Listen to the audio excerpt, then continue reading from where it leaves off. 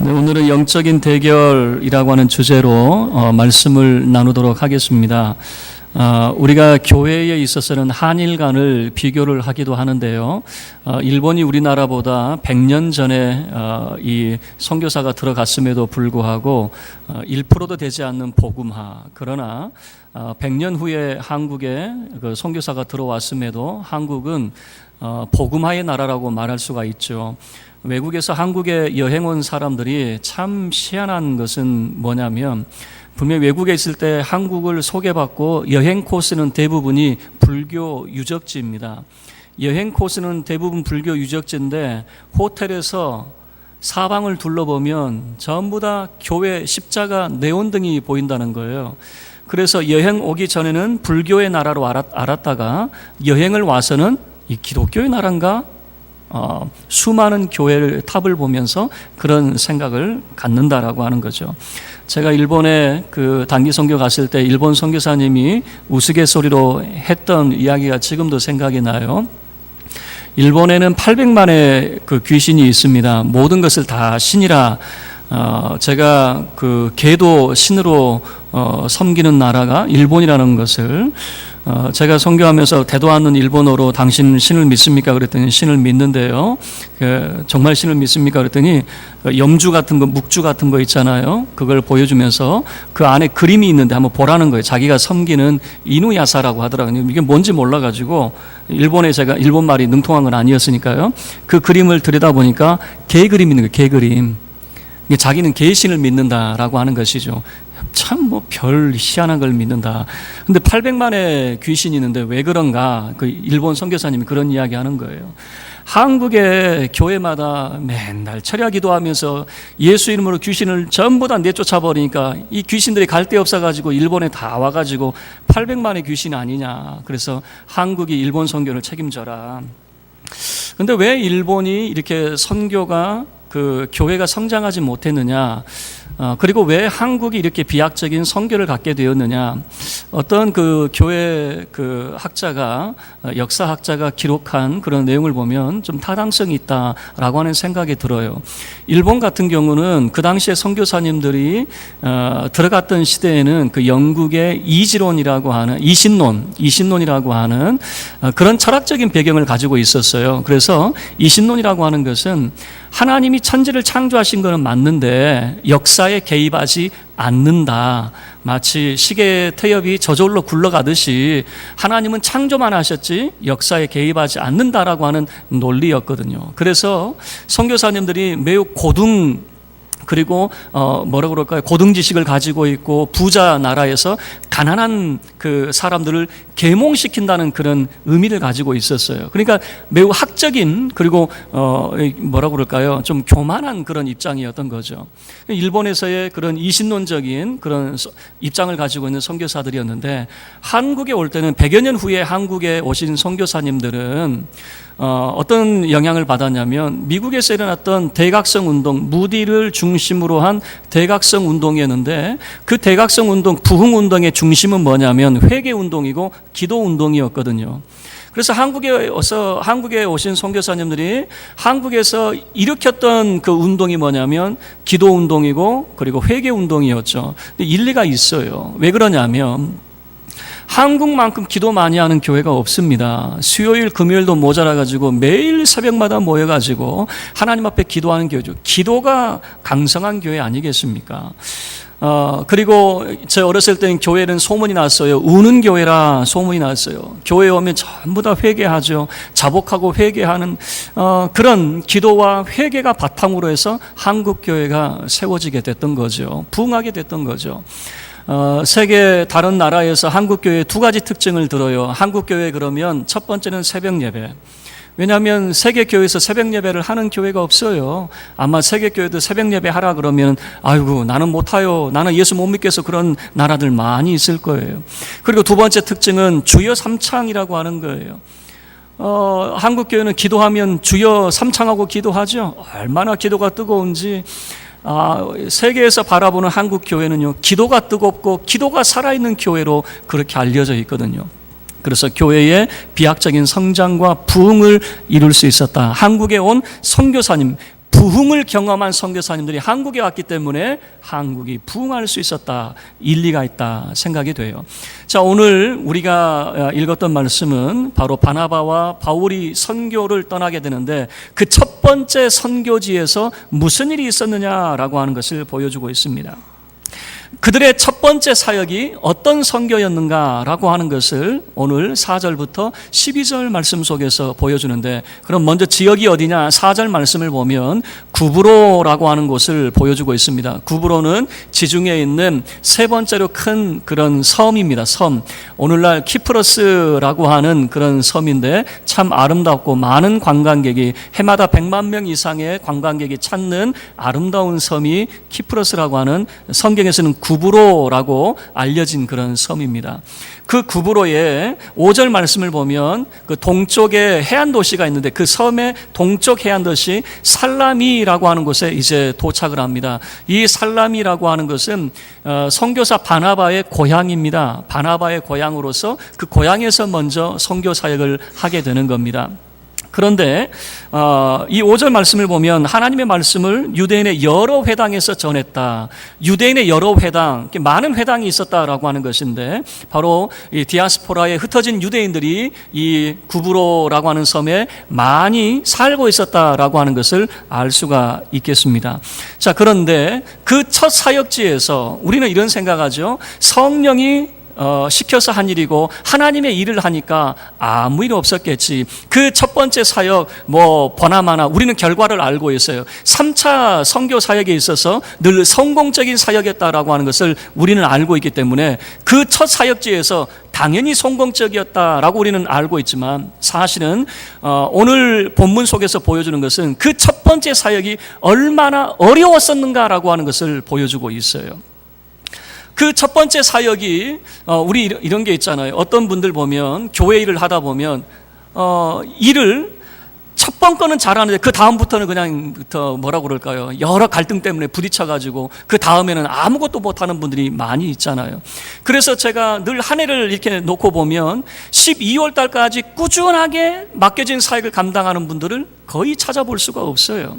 거의 대부분은 처음에는 열심히 하겠습니다 하다가 3월 지나면 안 보여요. 3월 지나면 참 희한해요. 그래서 제가 늘 농담처럼 던지는 이야기지만 구정 지나면 다 신앙을 까먹나?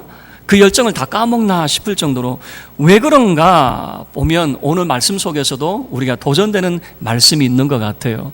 왜 그러냐면 성령이 준비시켜서 시키신 일이라고 해서 탄탄대로가 아니다라고 하는 거예요. 여러 갈등들이 있습니다. 먼저는 내적인 갈등이 보여주고 있어요. 성경에서는 그 내적인 갈등이 구체적으로 무엇인가라고 하는 것을 보이지는 않지만, 자, 5절 하반절 말씀을 보면 이렇게 이야기합니다. 요한을 수행원으로 두었더라. 이 요한이라고 하는 사람이 등장이 되는데 이 요한은 여러분이 알고 있는 사도 요한이 아닙니다. 여러분이 마가라고 하고 알고 있는 요한을 말하게 됩니다. 마가예요. 바나바와 바울이 그 예루살렘에 그 구제금을 전달하러 가잖아요. 전달하고 난 다음에 올 때 누구를 데리고 오냐면 마가를 데리고 옵니다. 그 마가를 데리고 오는데 바나바하고 마가는 그 관계가 삼촌과 조카 사이입니다. 그런데 이 성경에서는 바울은 이렇게 이야기하거든요. 이 바나바와 마가를 이 생질, 그러니까 조카의 관계로 소개를 하는데 일반적으로는 사촌지간으로 그렇게 알려져 있습니다. 어쨌든 간에 바나바와 마가는 친족지간에 매우 가까운 사이다 정도로 우리가 이해하면 좋을 것 같아요. 자, 그런데 이 요한이라고 하는 사람, 우리가 알고 있는 마가라고 하는 사람이 왜 문제가 되느냐? 13절 말씀을 보시면 이 마가가, 자, 터키의 지금 구브로라고 하는 섬에서 이제 위쪽으로 올라가면 터키 이제 본격적인 사역을 해야 되거든요. 터키에 도달하자마자 예루살렘으로 돌아가 버렸어요. 자, 13절 말씀 하반절 보시면 요한은 그들에게서 떠나 예루살렘으로 돌아가고라고 하는 거죠. 본격적인 사역을 앞두고 돌아가 버렸어요. 자, 그리고 이제 나중에 무슨 일이 벌어지냐면 2차 전도 여행을 떠나려고 하는데 바나바하고 바울이 대판 크게 싸웁니다. 싸운 이유가 뭐냐면 바로 이 마가라고 하는 사람 때문에 그랬거든요. 바나바는 여전히 이 마가를 동행을 하려고 하는데 바울이 반대를 해버려요. 나 그 사람하고 함께하지 않겠습니다라고 하는 거죠. 자, 그러면 여러분 한번 생각을 해보세요. 자, 사이가 만약에 좋았다면 나 그 사람 같이 가면 안 갈렵니다, 이렇게 반응을 보이느냐 그 말이에요. 지금 이 구브로 섬에서 요한과의 어떤 갈등이 있었다라고 하는 것을 우리가 추정을 해볼 수 있는 거죠. 왜 그러냐면 그 1차 선교에 함께 동행하지 않았던 그 마가 그 사람 내가 신뢰할 수 없어, 나 그 사람과 함께 할 수 없어라고 반응을 보이는 거 보면 성경에서 구체적으로 그 어떤 일이 있었는지는 말하지 않지만은 내적인 그런 갈등, 그 첫 번째 사역지에서 뭔가 부딪히는 그런 갈등들이 있었다라고 하는 것을 우리가 짐작해 볼 수가 있는 거죠. 뿐만 아닙니다. 외부적인 갈등이 이제 등장이 됩니다. 6절 말씀을 보면 그 외부적인 갈등의 주요 인물인 바예수라고 하는 사람이 등장이 되는데요. 자, 6절 우리 함께 합독하겠습니다. 시작. 온 섬 가운데로 지나서 바보에 이르러 바예수라 하는 유대인 거짓 선지자인 마술사를 만나니. 자, 이 사람이 이제 그 외부적인 갈등의 요소가 되는데요. 자, 온 섬을 지나서 동쪽 항구에 이제 도달을 했는데 서쪽 항구까지 쭉 걸어서 갑니다. 아마 걸어서 그 섬을 이게 횡단하면서 계속해서 복음을 전하면서 횡단을 했을 거예요. 그리고 동쪽 항구에서 서쪽 항구까지 이제는 바보라고 하는 그 도시에, 항구 도시에 이제 도착을 하게 되는 것이죠. 이 바보라고 하는 곳이 어떤 곳이냐면 로마의 총독의 관저가 있습니다. 그래서 7절 말씀을 보면 총독 서기오 바울이라고 하는 이름이 등장이 되는데 총독의 관저가 있는 도시였기 때문에 그곳에 로마의 총독이 머물고 있었어요. 뿐만 아니라 그 도시는 아프로디테라고 하는 그 여신을 숭배하는 도시였습니다. 구브로라고 하는 이 섬이 아프로디테의 도신, 그 여신을 숭배하는데 그 섬 중에서도 가장 강하게 섬기는 도시가 바로 이 바보, 파포스라고 하는 그런 도시였습니다. 이 아프로디테라고 하는 그 여신은 잘 못 들어보실 수 있어요. 그런데 혹시 비너스라고 여러분 들어보셨나요?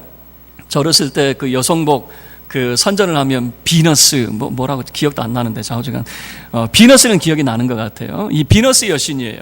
이 아프로디테를 섬겼던 이유는 뭐냐면 그 여신은 바다와 항해를 관장하는 여신이었어요. 그래서 혹시 여러분 그 로마 시대의 그 배경으로 하는 영화 가운데 배에 어떤 여자의 그 장신구를 항상 답니다. 배 앞머리에 장신구를 다는데 그 앞머리에 여자의 모습이 있으면 거의 대부분이 이 아프로디테다라고 생각하면 좋을 것 같아요. 왜냐하면 항해를 관장하는 여신이기 때문에 그래요. 그리고 이 아프로디테는 미의 여신, 전쟁의 여신으로 그렇게 알려져 있습니다. 다시 이야기하면 이 바보라고 하는 도시는 우상 숭배가 만연하는 그런 도시였어요. 그 도시에 또 어떤 사람이 있냐면 바예수라고 하는 사람이 있는데 바예수라고 하는 것, 바라고 하는 것이 아들이라고 하는 뜻이에요. 그러니까 예수의 아들이라고 하는 이름을 가지고 있네요. 예수라고 하는 것은 헬라식 표현이고요. 히브리식 표현은 뭐냐면 여호수아라고 하는 표현입니다. 그러니까 그 이름은 뭐냐면 구원자라고 하는 이름이 예수라고 하는 이름 속에 담겨져 있거든요. 다시 이야기하면 구원자의 아들 바예수라고 하는 사람이 있는데 그 사람이 어떤 사람이냐라고 하는 것을 6절에서 뭐라고 하는지 잘 보세요. 첫 번째 그 사람은 어떤 사람이냐면 유대인이라고 하는 거예요. 유대인. 자, 유대인 그러면 이 사람은 율법에 충실한 사람이고 하나님을 잘 따르는 사람이겠지라고 하는 선입견이 있는 거죠. 여러분 교회 다니는 사람 그러면 어떤 선입견이 있습니까? 정말 이 사람은 신실하고 정말 예수 잘 믿는 사람, 아니면 목사님, 장로님 그러면 여러분 어떤 선입관이 있어요? 기도 열심히 하고 영적으로 탁월한 분들, 이런 생각을 가지고 있잖아요. 유대인 그러면 이 사람은 정말 율법에 충실한 사람이고 하나님의 뜻을 준행하는 사람이겠지. 그런데 웬걸요? 그 뒤에 뭐라고 이야기하냐면 거짓 선지자라고 하는 표현을 쓰는 거죠. 거짓 선지자가 뭡니까? 이 사람은 하나님의 이름을 팔아먹는 사람이다라고 하는 거예요. 하나님의 이름을 말을 하지만 하나님의 뜻을 말하는 것이 아니라 하나님이 주신 말씀만 말하는 것이 아니라 자기의 생각을 하나님의 뜻인 것처럼 말하는 사람, 거짓 선지자예요. 그래서 거짓 선지자의 특징이 뭐냐라고 하면 하나님의 이름을 팔아먹는 사람이에요. 그냥 하나님의 이름만 갖다 붙이면 돼요. 이게 하나님의 뜻입니다. 이게 하나님이 원하시는 겁니다. 하나님께서 이것을 기뻐하십니다. 어떻게 알고 그렇게 이야기해요? 그런데 이게 하나님의 뜻입니다라고 말하는 사람 대부분을 보면 다 자기가 원하는 것들이에요. 자기가 좋아하는 것이 전부 다 하나님의 뜻이라고 이야기해요. 여러분, 우리는 하나님의 뜻을 살피는 사람들이지 하나님의 뜻이라고 우리는 단정 지을 수 없다는 사실이에요. 왜 그럴까요? 지내봐야 아는 거예요. 지내봐야. 예레미야 선지자, 이사야 선지자 이런 사람들은요, 그 당대에서는 핍박을 받은 사람들이었어요. 하나님 말씀을 선포하면 아무도 그들의 말을 믿지 않았어요. 예레미야는 뭐라고 이야기합니까? 외적이 침입했는데 이거는 우리가 잘못해서 하나님이 우리를 징계하시니까 외적과 싸우지 마시고 여러분 항복하십시오. 그리고 그들의 나라에 가서 평안히 사십시오. 이게 하나님 뜻입니다. 이렇게 말했어요. 백성들이 붕괴를 하는 거죠. 이 전쟁의 상황에서 말이야, 우리 보고 항복하라고? 그게 하나님의 뜻이라고? 그 예레미야를 그 감옥에다가 붙잡아 놓고 어디 누구 말이 맞느냐 두고 보자 그랬어요. 그런데 왜 예레미야 같은 사람이 선지자로 인정이 되냐면 시간이 지나고 난 다음에 뚜껑을 열고 보니까 누구 말이 맞았던 거예요? 예레미야 말이 맞았던 거예요. 그래서 백성들이 예레미야가 참 선지자였구나, 그가 바로 하나님의 말씀을 바르게 전해준 사람이었구나 라고 후대에 인정을 하게 되는 거예요. 자, 거짓 선지자였습니다. 하나님의 이름을 팔아먹는 사람이었어요. 자, 그런데 그 뒤에 또 뭐라고 이야기하냐면 그는 마술사였다라고 이야기합니다. 특별히 이 마술사라고 하는 부분을 8절 말씀에서는 엘루마라고 하는 표현을 통해서 다시 한번 강조를 하고 있어요. 다시 이야기하면 이런 겁니다. 그가 거짓 선지자로서 자기 이야기를 함에도 불구하고 마술이라고 하는 행위를 통해서 사람을 현혹시키고 유혹시키니까 그 말이 참말인 줄 아는 거죠. 그러니까 사람들이 저 사람이 행하는 그 일들을 보니까 그 사람이 하는 말이 진짠감보다 모든 사람들이 홀랑 넘어갔다 그 말입니다. 심지어는 7절 말씀을 보면 그가 총독 서기오 바울과 함께 있었다라고 하는 겁니다. 이 총독과 함께 있었다라고 하는 것은 뭐냐면 총독의 눈이 되었어요. 총독에게 그 미래를 일러주고 미래를 얘기해주고 이렇게 일하십시오, 저렇게 하십시오 라고 하면 마침 이런 거죠. 뒤에서 총독을 조종하는 그런 사람이었다라고 하는 거예요. 그런 역할을 하고 있었던 거죠. 자, 그런데 그 총독은 참 지혜 있는 사람이었어요. 바나바와 바울이 그 바보에 이르렀을 때에 그들이 하는 말을 듣고 더 듣고 싶은 거예요. 그래서 바나바와 바울을 가까이 두고 그 하나님의 말씀을 듣고 싶었어요. 그런데 8절 말씀을 보면 정말 이 바예수라고 하는 이 마술사가 어떻게 하는지 보세요. 8절에 이 마술사 엘루마는, 이 이름을 번역하면 마술사라, 그들을 대적하여 총독으로 믿지 못하게 힘쓰니 계속해서 하나님 말씀을 듣지 못하도록 바나바와 바울을 대적할 뿐만 아니라 방해 공작을 계속해서 펴는 거예요. 총독이 하나님 말씀을 듣지 못하도록 계속해서 방해 공작을 펴는 거죠. 그게 바로 외적인 그런 갈등이었어요. 내적인 보이지 않는 갈등이 있었어요. 외적인 갈등, 직접적으로 대적을 하고 방해하는 그런 이 영향력 있는 사람이 있었다라고 하는 거죠. 그럴 때 여러분, 우리는 이렇게 볼 수 있는 거예요. 하마터면 그 첫 사역지부터 포기할 뻔 했다라고 하는 거예요. 너무나도 어려운 상황 가운데 있었던 것이죠. 그런데 보세요, 그 어려운 상황을 어떻게 넘기게 되었느냐. 9절 말씀 보세요. 함께 읽겠습니다. 9절 시작. 바울이라고 하는 사울이 성령이 충만하여 그를 주목하고, 이제 바울이라고 하는 이름이 이제 처음으로 등장이 됩니다. 그러면서 이제 앞으로 사울이라고 하는 이름은 등장하지 않고 바울이라고 하는 이름으로 등장이 돼요. 이 사람의 헬라식 이름은 바울이었어요. 그가 헬라에서 그를 부르는 말은 바울이었겠죠. 그러나 그가 예루살렘에 갔을 땐 다 히브리 사람이잖아요. 그 히브리식 이름은 뭐냐면 사울이라고 하는 이름이겠죠. 같은 이름이지만 이제부터는 히브리식 사울이라고 하는 이름이 아닌 헬라식 선교사의 이름 바울이라고 하는 이름이 등장하고 앞으로는 바울이라고 하는 이름으로 이제 나타나게 돼요. 왜 그러느냐? 그리고 보세요. 자, 우리가 교회 일을 하면 은사가 다 달라요. 어떤 사람은 노래 잘하는 사람이 있어요. 어떤 사람은 봉사 잘하는 사람이 있어요. 어떤 사람은 가르침을 잘하는 사람이 있어요. 어떤 사람은 행정을 잘하는 사람이 있어요. 그래서 평소에는 잘 못하다가 그 분야가 나타나면 아주 탁월하게 일하는 사람들이 있거든요. 그런데 이 바울과 같은 사람은 다른 거는 몰라도 선교에 있어서는 아주 탁월한 사람이 되었어요. 왜 그러냐면 13절 말씀을 보시면 이런 표현이 나오죠. 바울과 및 동행하는 사람들이라고 하는 표현이 나오죠. 이제 누구 이름이 언급이 되고 있어요? 선교에 있어서는 바울이라고 하는 이름이 딱 등장이 되잖아요. 왜 그러냐면 선교에 있어서 아주 탁월한 인물이 바로 이 바울이라고 하는 인물이기 때문에 그래요. 우리가 지난 시간 살펴봤지만은 안디옥 교회 5명의 지도자가 있었잖아요. 그 첫 번째 인물이 누굽니까? 바나바였어요. 맨 마지막 5번째 언급한 인물이 바울이라고 하는 인물이었잖아요. 안디옥 교회에서는 그럴 수밖에 없었어요. 그러나 선교에 있어서는 으뜸이 되는 그 재능이, 선교의 재능이 있었던 것 같아요. 그래서 이제는 바울이라고 하는 이름으로 그가 사역을 하게 되는 것이죠. 이 바울이 성령이 충만했습니다. 성령이 충만했다라고 하는 것은 어떤 의미겠습니까? 하나님의 영이 그를 가만두지 않는다 그 말입니다. 가만두지 않았어요. 그리고 어떻게 합니까? 이 복음을 방해하는 이 방해꾼 바예수, 이 마술사, 거짓 선지자를 향해서 저주를 하게 돼요. 그의 실체를 먼저 드러냅니다. 10절 말씀을 보면 그 사람의 실체가 뭔지를 보세요. 함께 읽겠습니다. 시작. 이르되 모든 거짓과 악행이 가득한 자요 마귀의 자식이요 모든 의의 원수여 주의 바른 길을 굽게 하기를 그치지 아니하겠느냐. 그 사람의 실체를 드러냅니다. 모든 사람들이 이 사람이야, 바예수는 참된 사람이고 하나님의 말씀을 전하는 사람이라고 생각하는데 그의 실체를 낱낱이 드러냅니다. 모든 거짓과 악행이 가득한 사람이다. 그리고 이 사람은 마귀의 자식이다. 모든 의의 원수가 된다라고 하는 것을, 그의 실체를 낱낱이 드러내게 되는 것이죠. 성령이 충만했던 바울의 눈에 그 사람은 어떤 사람으로 보입니까? 정말 참 선지자로 보이는 것이 아니에요. 정말 마귀의 자식으로 보이는 것입니다. 그 사람은 모든 악독과 거짓으로 가득한 사람으로 보이는 것이죠. 그의 실체를 낱낱하게 나타냈어요. 그리고 그를 향해서 말합니다. 주의 바른 길을 굽게 하기를 그치지 아니하겠느냐라고 하는 것이죠. 하나님의 진리의 길을 언제까지 어그러지게 하겠느냐라고 하는 것이죠. 그를 향해서 그의 실체를 온전히 드러내고 있어요. 그리고 저주를 합니다. 제 11절 말씀에서는 이제 주의 손이 내 위에 있나니 내가 맹인이 되어 얼마 동안 해를 보지 못할 것이다. 앞을 보지 못하게 될 것이다 라고 하는 거죠. 무슨 말입니까? 네가 지금 이 총독의 눈이 되어서 미래를 내다본다고? 네 눈이 감기게 될 것이다 라고 하는 이야기죠. 여러분, 그런데 이 모습이 꼭 누구의 모습이었어요? 바울 자신의 모습이었어요. 복음의 회방꾼이요 복음의 방해자였던 바울의 모습이었단 말이에요. 자기는 예수 믿는 사람 괴롭히는 것이 하나님의 뜻인 줄 알았어요. 그런데 나중에 예수 만나고 보니까 어떤 모습이었습니까? 바로 자기 자신이 악독이 가득하고 거짓한 자였거든요.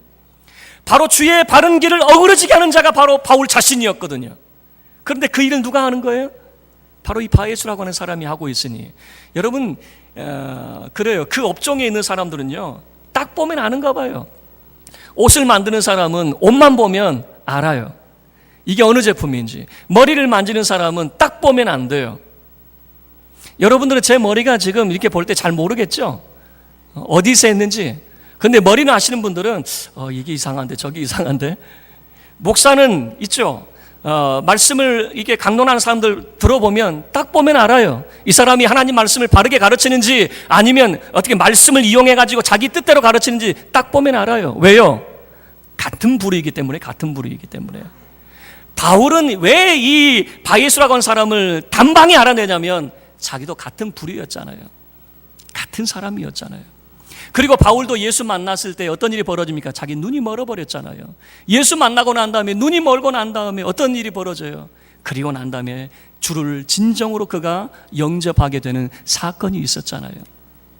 그의 눈이 멀었어요. 이 사건을 바라보고 총독이 깜짝 놀라게 됩니다. 그토록 총독이 예수 못 믿게 복음을 방해했지만 12절 결과를 보세요. 어떤 결과가 주어지는지 마지막 함께 읽겠습니다. 시작. 이에 총독이 그렇게 된 것을 보고 믿으며 주의 가르치심을 놀랍게 여기니라. 그토록 방해하고 예수 못 믿게 만들었지만 결과적으로는 그 놀라운 사건을 바라보고 예수를 믿게 되었습니다. 그는 주의 가르침을 놀랍게 여기는 자가 되었습니다 라고 결론을 내놓고 있는 것이죠. 말씀을 마칠게요. 첫 번째 사역지 참 중요합니다. 왜냐하면 그 사역이 앞으로 어떻게 될 것인가. 우리가 생각할 때는 탄탄대로를 달릴 줄만 알고 있었죠. 우리는 이미 결과를 알고 있기 때문에 그래요. 그러나 이 첫 번째 사역에서 무너질 뻔했어요. 내적인 갈등이 있었습니다. 외적인 갈등이 있었습니다. 복음을 대적하고 방해하는 세력이 있었습니다. 그럴 때 정말 우리에게 교훈하고 있는 것은 뭐냐면 사도 바울이 성령에 충만하였다라고 하는 것을 보여주고 있거든요. 여러분, 우리가 예수 믿을 때 하나님의 자녀가 되고 구원받은 주의 백성이 되는 것, 이건 변함없는 사실입니다. 그러나 우리가 기억을 해야 될 것은 성령 충만해야 된다라고 하는 사실이에요. 성령 충만하지 아니하면 우리가 맡겨진 사역 감당하지 못해요. 그 첫사역에서 번번이 쓰러지고 넘어지고 만다라고 하는 거예요. 성령이 충만해야 됩니다. 그러면 성령 충만한 증거가 뭡니까? 라고 물어본다면 성령 충만한 사람들의 특징이 있어요. 그 입술 가운데 찬송이 끊이지 않아요. 성령이 충만한 사람의 또 하나의 특징은 예수 이름을 증언하고 있어요. 그럼 반대로 이야기해 보세요. 여러분의 입술에서 찬양이 안 나온다? 여러분의 입술에서 예수가 안 나온다? 이런 한 번쯤 생각해 보셔야 될 문제가 된다라고 하는 거예요. 우리가 영적인 대결에서 늘 지는 이유가 뭐냐? 성령 충만하지 않아서 그래요. 우리가 영적인 대결에서 승리해야 되지 않겠습니까? 우리가 주를 위해서 살고 싶고 주를 기쁘시게 하고 정말 주를 위해서 우리 인생이 마음껏 하나님 앞에 쓰임받는 인생이 되기를 원하는데 왜 안 되느냐? 왜 안 되느냐? 마음은 그렇게 원하는데 성령 충만하지 않아요. 그래서 내적인 갈등이 일어나고 외적인 갈등이 일어나면 번번이 쓰러지고 포기하고 나 못하겠어라고 그렇게 항복하고 마는 거예요. 여러분, 우리는 예수 이름으로 항복을 받아내야 되는데 왜 항복을 하느냐 그 말이에요. 악한 마귀 세력을 대적해서 예수 이름으로 항복을 얻어내야 되지 않겠습니까? 저와 여러분이 성령 충만하기를 바랍니다. 성령 충만하여 이 영적인 대결에서 승리하는 저와 여러분 될 수 있기를 주의 이름으로 축원합니다. 우리 이제 함께